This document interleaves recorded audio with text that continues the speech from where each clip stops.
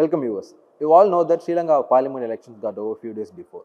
The NPP registered landslide victory and they got two-third majority in parliament. On the other hand, last ruling party of Sri Lanka, the SLPP, got very less votes than rejected votes.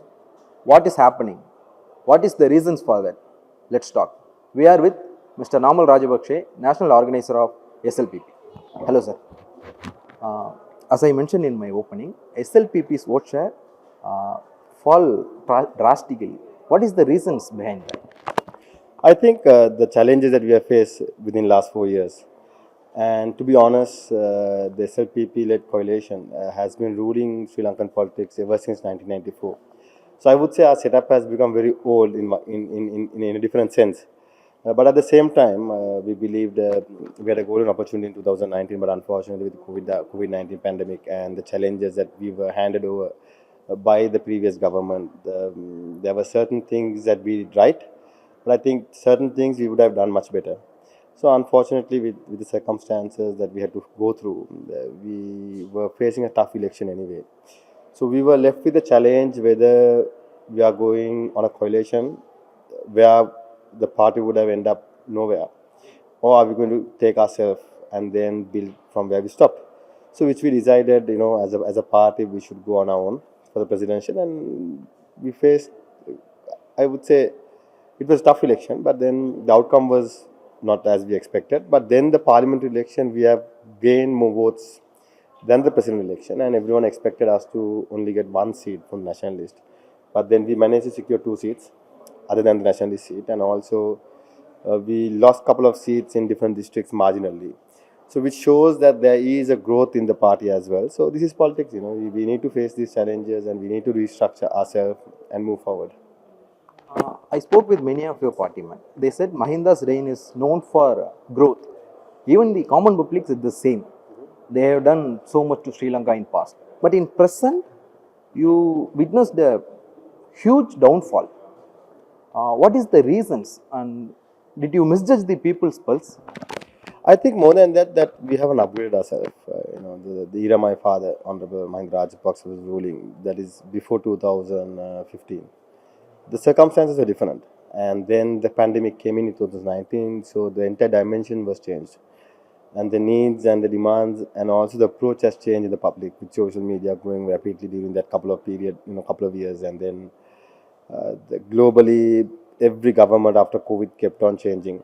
So we did not adapt, I would say. So I think we have got the message that we need to adapt and move forward. And last 10 days I was in Sri Lanka. I spoke with many people in Colombo, in North, upcountry. Unanimously they said, we fed up with traditional politics. We lose hope on traditional politicians, we fed up with corruption charges and other things, so that we support AKD. And he had huge support across the country. How could you overcome this, and how could you regain your hope on you and your party over this? I think firstly the challenge is on the current NPP government. They need to prove the allegations. They need to implement law. But I must also reiterate that they should not use this power to victimize the opposition. So if they try to create fake cases, if they try to fix evidence and try to victimize politically and then gain mileage, then eventually people will realize the truth. But if there is honest corruption or downfall or bribery allegations or whatever it is, do a proper investigation and make sure that you implement the law, number one. Then the public will understand whether we are lying or whether they are lying. So I think it is the hands of the current president to prove the allegation that himself has built for last so many years. And on the other hand, I think development-wise, this government must carry out a rapid economic development plan, educational reforms, because to be honest, most of our educational reforms were on hold because of JVP-led trade unions. So today the government themselves with the president can make their own trade unions sit and understand that the reforms need to be done. So likewise, it is up to the government to perform on the one hand, on one side. But then the other hand, I think as a party, yes, we will restructure ourselves, and we believe we are a progressive party and we represent the next generation. We believe in becoming a progressive partner in the global economy. and that is our goal and that is our aim. And we have to be self-sufficient in agriculture. And at the same time, we should allow the modern economy to take place in the country, modern transactions to be taken place in the country. So we will, structure ourselves around that as a nationalist party, but we are not a racist party, and we are not a racist party. I must reiterate that because sometimes nationalism seems to be taken as racism. But we are a nationalist party, and we believe that Sri Lanka shouldn't be divided, and all cultures and religions and language should be protected. So we will be a real true opposition for the government to make sure that the government is being checked and it's balanced. The Sri Lankan government has to ensure good relationship with India, US and other countries. But JVP is known as traditional Indian hackers. What do you think? Is it possible for them to maintain good rapport with India? If not, what will going to happen? Well, I mean, I hope they will maintain a strong relationship with India and the neighborhood because Prime Minister Modi's neighborhood first policy has benefited most of the countries, and we have seen that when the region tried to move out of it, the countries have started facing a lot of challenges. So I hope the current government will maintain that friendly, robust relationship with India, and of course with the rest of the world as well, keeping their previous policies aside. They should adapt. One last question, sir. You spoke a lot about Sri Lankan politics and Sri Lanka-Indian relations. I came from Tamil Nadu. In your answers, you said we are not a racist party, but in our land, the SLPP is known as a racist party.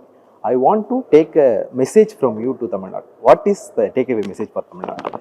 Well, I think the Tamil Nadu state has always misread Rajapaksa family because we were never fighting against Tamils. We were fighting against LTT.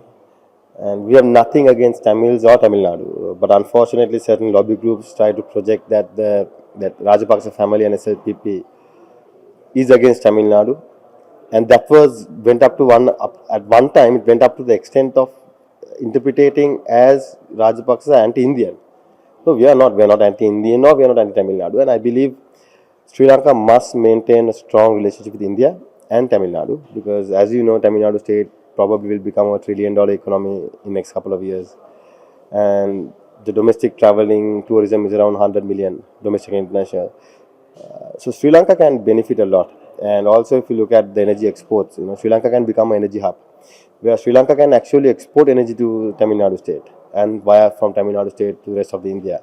So I think we should rebuild our relationship with the south part of India, and that is something that I think I have to do from my side because as a new generation politician, and I'm open for it, and I invite the politicians in Tamil Nadu and the people in Tamil Nadu to understand the reality and don't believe what you see on social media, but get to know us properly. Then you will realize that we are not racist. Thank you so much, sir. Thank you.